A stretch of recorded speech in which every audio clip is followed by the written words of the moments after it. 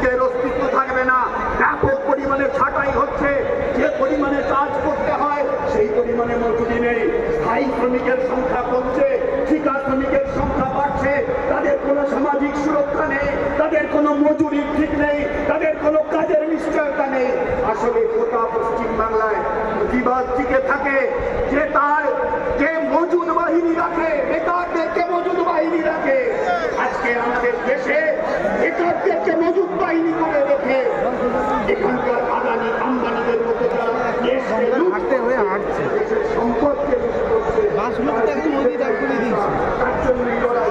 অসংখ্য প্রকল্প কর্মী আছে, তাদের অবস্থা ভালো নেই।